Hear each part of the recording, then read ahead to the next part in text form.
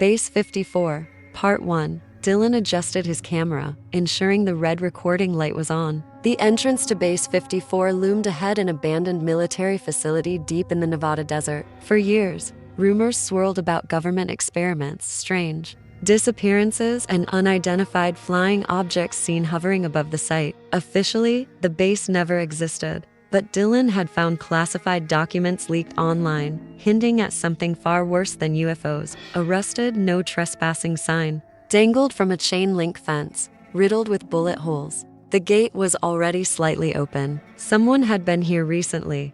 "This is insane," Dylan muttered, stepping inside. The air smelled of rust and decay. The desert wind howled through broken windows. His flashlight flickered as he moved deeper into the compound. The main building was a monolithic slab of concrete, cracked and scarred with time. Graffiti covered the lower walls, but one symbol stood out, a spiral with an eye in the center. Dylan had seen this before in the leaked documents. It was labeled Observer Protocol, but no further details were given. He pushed the door open. It groaned in protest. Inside, a vast, dimly lit corridor stretched into the darkness. The walls were lined with rows of old monitors and control panels long since powered down. Then he noticed the footprints in the dust. Fresh, Dylan's breath hitched. He wasn't alone. Somewhere in the darkness, a metallic clatter echoed through the hall, and then a whisper, a voice that didn't belong to him. Part to Dylan's hands tightened around the flashlight as the whisper slithered through the air. It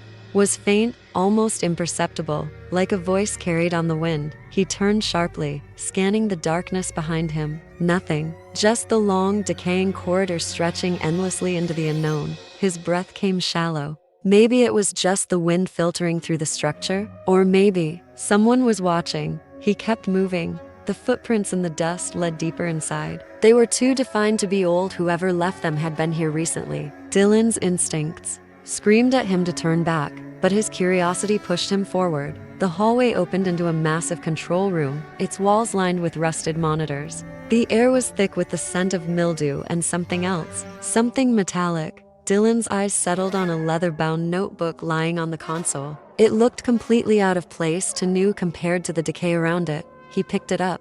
The cover was embossed with the same spiral eye symbol he had seen outside. He flipped it open. The pages were filled with frantic handwriting, scrawled in a language he didn't recognize. Strange equations littered the margins, along with disturbing sketches of humanoid figures with elongated skulls and hollow eyes. And then, on the final page, written in English, "Do not look at them." Dylan's blood turned to ice. A crash echoed from the hallway behind him. He spun around, flashlight trembling in his grip. Something had fallen. A rusted chair lay overturned on the floor, but there was no one there.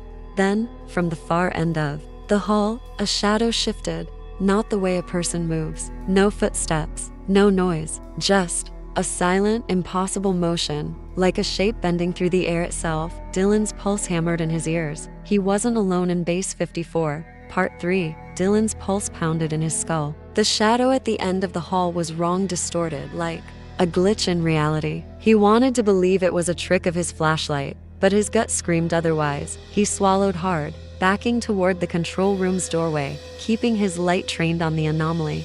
But as the beam passed over it, the thing didn't cast a shadow on the walls. His breath hitched. That wasn't a person. The air in the corridor grew thick, charged like the seconds before a thunderstorm. A faint hum vibrated through the floor.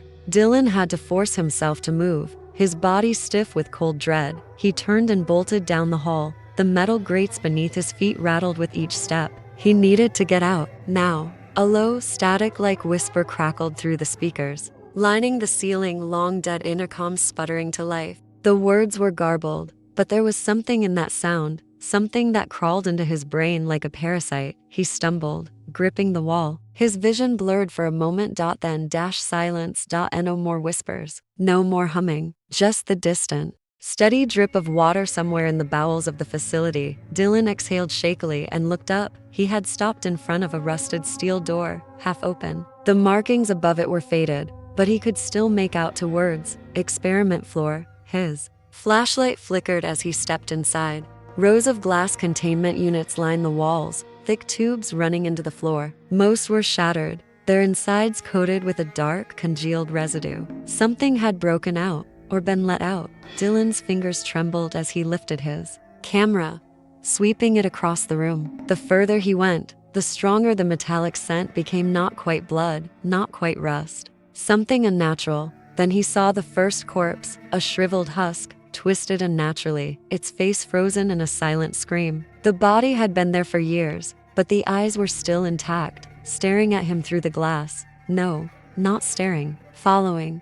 Dylan took a sharp step back, heart hammering against his ribs. That was impossible. It had to be a trick of the light. The intercom crackled again. A single word. Clear this time. Run. The lights flickered. A deafening metallic slam echoed from deeper within the experiment floor. Something was still here. And now, it knew he was too. Part 4. Dylan's entire body locked up at the sound of the metallic slam. It came from somewhere deeper inside the experiment floor. A door? A containment unit? His thoughts raced, but there was no time to process. His instincts screamed at him to move. He pivoted, stepping back toward the exit. His shoes crunched on glass, and the sound echoed like gunfire in the silent chamber. Then another noise, a wet scrape, like something dragging across the floor. It was coming from the far end of the room. Dylan's flashlight trembled in his grip. As he lifted it, the light swept across the shattered containment units, flickering slightly as it passed over the furthest cell, and then movement, not fast, not sudden, slow, deliberate. A shape unfolded from the shadows, its form obscured by the flickering light. Dylan barely processed the details. To many joints, skin stretched to tightly over elongated limbs. But the worst part was its eyes, deep, black pits, glossy and empty, except they weren't. The moment Dylan's light hit them, they locked onto him. A suffocating wave of wrongness crashed over him, like his mind was rejecting the thing's existence outright. He stumbled back, hands slick with sweat. Then it moved. Not like a person, not like an animal. Its body glitched, snapping forward without sound, closing the distance between them too fast. Dylan didn't think. He ran. His feet pounded against the steel floor as he sprinted for the exit, lungs burning. Behind him, that wet, scraping sound chased him, growing faster. He didn't dare look back. The hallway ahead stretched impossibly long. No, that wasn't right. It was shifting, twisting, stretching outward like a mirage. Dylan gritted his teeth and pushed forward. The intercom crackled again, another burst of garbled static. But this time there was something underneath it. A voice? A warning? He couldn't tell. The doorway so close now. Just a few more steps. Cold fingers grazed the back of his neck. Dylan lurched forward with a strangled yell, diving through the open door and slamming it shut behind him. He twisted the rusted lock, heart hammering against his ribs. Silence. No pounding, no scraping, just the sound of his own ragged breathing. His legs nearly gave out. His entire body trembled as he pressed himself against the door, eyes squeezed shut. But then tap, a single, deliberate tap against the other side of the steel door. Then another. And another, a slow, rhythmic pattern. It knew he was still there, and it wasn't going anywhere. Part 5. Dylan stood frozen against the steel door, every muscle in his body locked in place. The rhythmic taps continued, deliberate and calculated, like the thing on the other side was letting him know it wasn't leaving. His breath came in ragged gasps. He could feel the sweat trickling down the back of his neck. His heart beat a frantic drum against his ribs. He had to move, summoning what little courage he had left. Dylan turned and scanned the room he'd just stumbled into. It was smaller than the previous. Hallways lined with rusted cabinets and overturned metal desks. Faded papers littered the floor, their edges curled with age. A few still clung to the walls, tacked up in a disorganized mess. One of them caught his eye. It was a black and white photo, grainy and worn, showing a group of scientists in lab coats standing around a gurney. The figure strapped down was blurred, almost as if something had distorted the image. Beneath the photo, scrawled in shaky handwriting,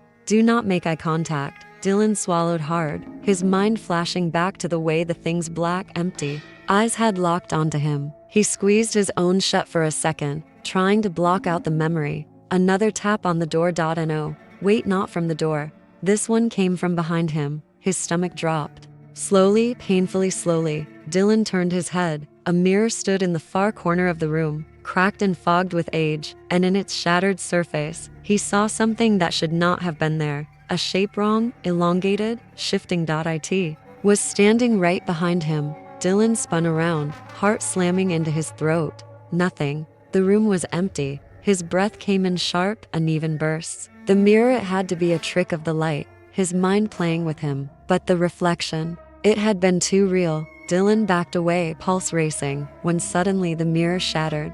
Not like a normal break. No glass falling to the floor. Instead, the shards seemed to implode inward, like something had reached through and pulled them out of existence. The room lurched. For a split second, Dylan felt weightless, like the very laws of reality had momentarily fractured. His ears rang with a high-pitched frequency, a sound so piercing it drilled into his skull. And then silence. The air was different now. Wrong.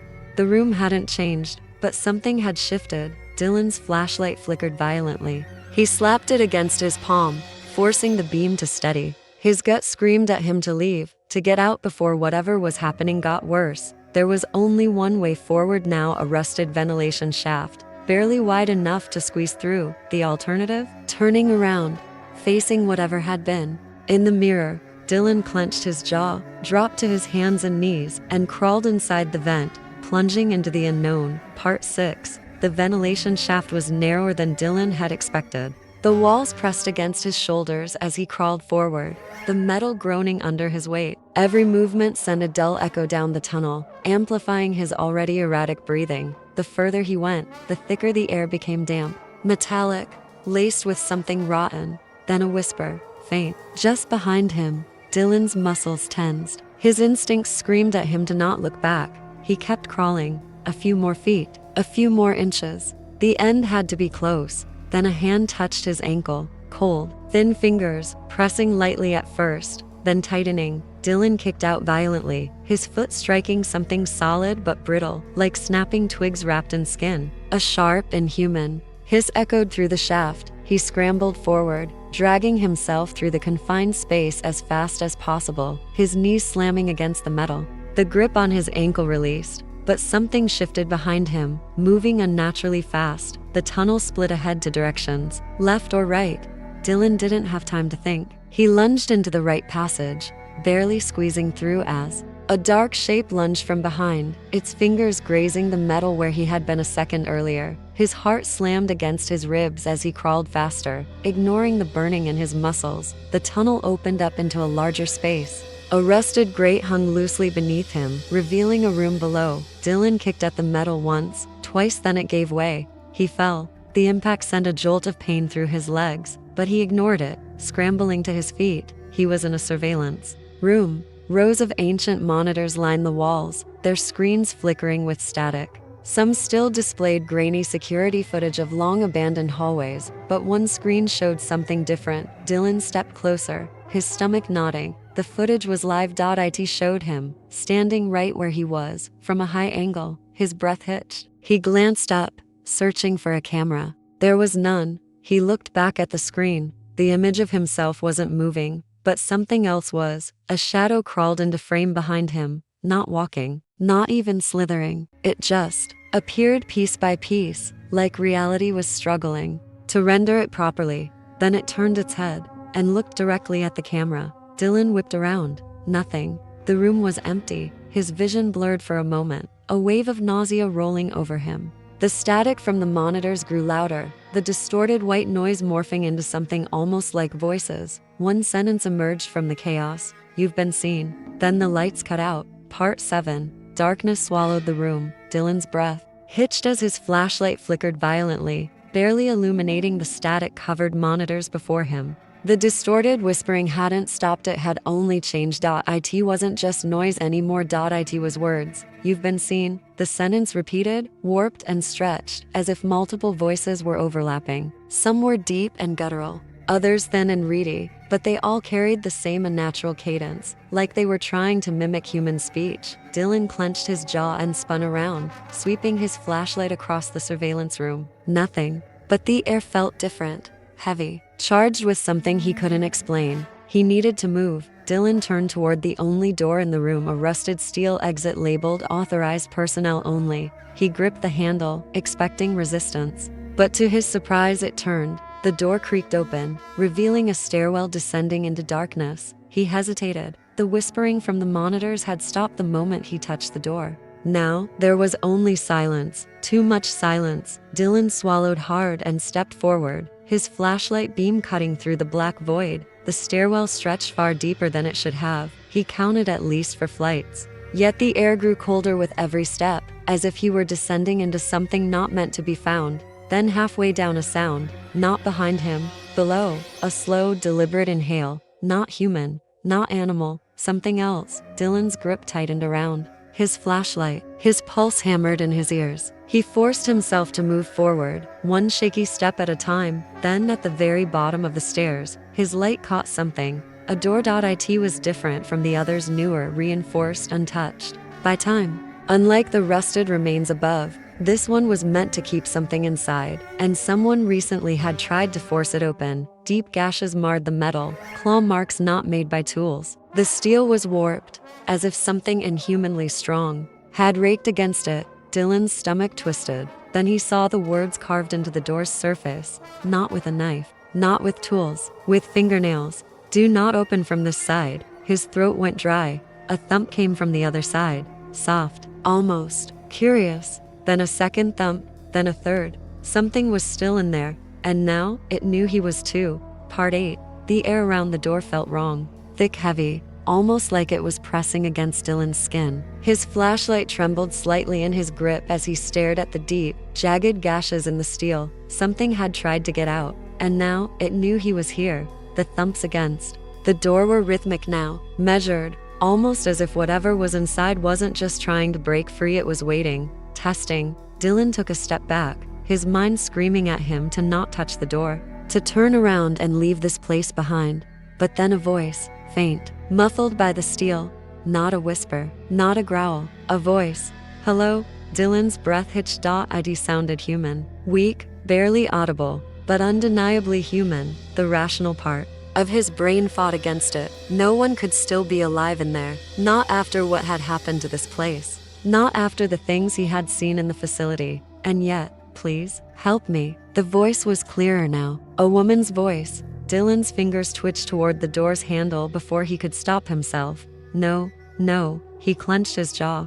This wasn't right. Something in the tone, something beneath the desperation felt off, like it wasn't meant to be heard by human ears. A chill crawled up his spine as he slowly backed away. The voice changed, still weak, still pleading, but now it wasn't just one voice. It was many. Help me, please, open, it hurts. A chorus of whispers overlapping, growing more and more distorted. Some sounded like children, others like something older, deeper. Wrong. Dylan's stomach twisted. Then the door moved, not much, just a fraction of an inch, enough to hear the wet scrape of something shifting behind it, enough to see the edge of the doorframe bend outward. Something on the other side was pushing. Dylan turned and ran. His boots pounded against the concrete as he scrambled back up the stairs, taking them 2 at a time. He didn't care about the noise, didn't care if it followed. He just needed to get away. The voices continued behind him, growing more frantic. Then, suddenly, cut off,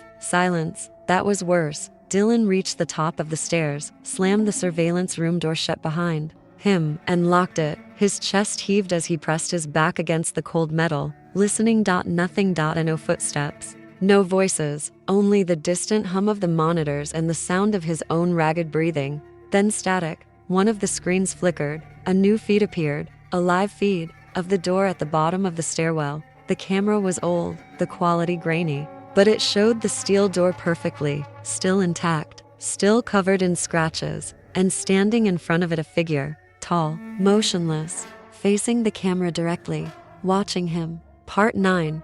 Dylan's stomach churned as he stared at the screen. The figure didn't move. It just stood there, impossibly still, its elongated form framed by the flickering, grainy feed. The camera's poor resolution blurred its features, but Dylan could see enough. Its head was wrong, stretched to high, tapering into something almost conical. Its arms hung at unnatural lengths, thin and segmented like an insect's limbs. But it was the eyes that made his skin crawl. 2 deep, black voids, staring directly into the camera, directly at him. Dylan swallowed hard, pulse hammering in his throat. Then, without warning, the figure took a step forward. The old security monitor buzzed as the image distorted. The moment it moved, the static grew louder, crackling in bursts that made his teeth ache. Dylan gritted his jaw, his fingers gripping the edge of the console. Another step, the distortion worsened, warping the thing's limbs for a fraction of a second before they snapped back into place. Dylan blinked hard, his mind struggling to process what he was seeing. The camera feed flickered again and the figure was gone. Dylan's breath hitched. He leaned closer, scanning the screen. The door was still there, still scarred and intact. But the thing that had been watching him had vanished. No, not vanished. It had moved. He twisted around, every muscle in his body locking up as he aimed his flashlight at the surveillance room's only exit. The door was still closed, the lock intact. But that didn't mean anything. The silence stretched thick and suffocating. Then a sound, not from the door, from the ceiling. Dylan's breath came in sharp, shallow bursts as he tilted his head upward. The ventilation shaft above him was covered by a rusted grate, barely holding onto the corroded metal frame. Dust particles drifted from the cracks, disturbed by something unseen, something inside. Dylan took a slow, careful step back. The room felt smaller now, like the walls were pressing in, the air thick with something invisible but suffocating. His brain screamed at him to run, to move, to do anything but stand there. And the grate shifted, just an inch, a thin sliver of darkness beyond it, then a hand. Not human, too many fingers, too long, moving in a slow, deliberate motion, curling over the edge of the vent. The nails were blackened, cracked, some missing entirely. And just behind it, something moved, a face, or what was left of one. Its features were stretched, warped, as if reality itself had twisted around it. The empty sockets where eyes should have been were fixed directly on Dylan, hollow and wet, its mouth too wide, filled with too many teeth twitched open. It didn't make a sound. It didn't need to. Dylan bolted. He hit the door hard, yanking it open with a rusted shriek. The hallway beyond was a blur as he ran, flashlight bouncing wildly in his grip. He didn't know where he was going, only that he had to get away. Behind him, a metallic clang. The vent grate had fallen, and whatever had been inside was coming after him. Part 10. Dylan ran. His heartbeat pounded in his ears, his breath coming in ragged gasps as he sprinted down the darkened corridor. His flashlight barely kept up, the beam jerking wildly across rusted walls and broken equipment. Behind him, something moved, not the way footsteps should sound, not the way anything human should move. It didn't chase. It appeared, a shifting, flickering presence in the corner of his vision, always just out of focus, like reality itself struggled to hold it in place. Dylan didn't dare look back. A doorway loomed ahead, slightly ajar, leading into another room. He threw himself inside and slammed the door shut, his hands fumbling for a lock. There wasn't one. His flashlight flickered. The room was different. Rows of old terminals lined the walls, their screens dark and coated in layers of dust. But the air here was colder, wrong, like stepping into a place that wasn't entirely part of this world anymore.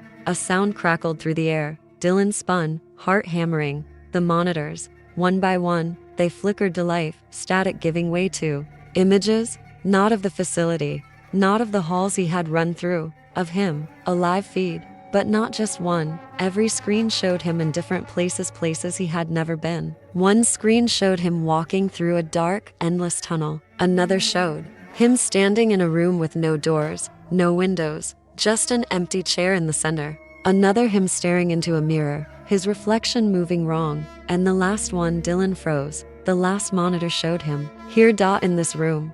But in the feed, he wasn't alone. Behind him, right behind him, a shape. Dylan's breath hitched as he slowly turned. The lights went out. The room collapsed into absolute darkness. And then a whisper, right against his ear. You were never supposed to see. Cold fingers brushed the side of his neck. Dylan screamed. Part 11. Pain. A searing, electric pain jolted through Dylan's body, sending him crashing to the floor. His vision blurred, the darkness around him thickening like tar, pressing in from all sides. He could still feel it, something standing over him, watching, waiting. The monitors flickered again. This time, they didn't show him. They showed others, people, dozens of them, some in military uniforms, some in lab coats, all with the same expression.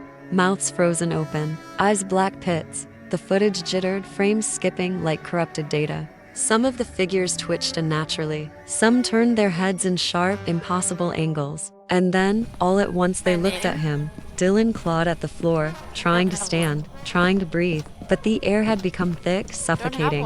A new screen blinked to life. A countdown. 00, 100, 0900, 08. His mind reeled. He didn't know what it meant, but his instincts screamed this was it. Dylan forced himself to move. The door. He had to find the door. His flashlight was gone, but a faint glow pulsed at the far end of the room. He stumbled toward it, legs numb, lungs burning. The countdown kept ticking.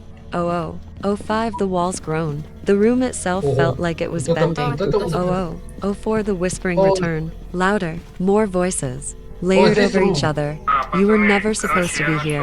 0003. You don't belong. 0002. You are seen. 0001. Dylan reached the door, and everything stopped. Part 12. Silence.no whispers.no screens.no countdown. Dylan opened his eyes. He was outside. The cold desert air bit into his skin. The ruins of Base 54 stood behind him, a monolithic shadow against the starlit sky. His camera was still strapped to his chest, the red recording light blinking weakly. He didn't remember leaving, didn't remember escaping. His hands shook as he touched his face. His arms, he was still here, still real. A movement in the distance made him freeze. A figure, standing at the edge of the base's perimeter, just beyond the rusted fence, tall, motionless. Watching, Dylan swallowed hard, stepping back. His body screamed for him to run. The figure didn't move, but the second Dylan blinked, it was closer. Dylan didn't wait. He turned and ran, his feet kicking up sand and gravel as he sprinted toward his car, parked half a mile away.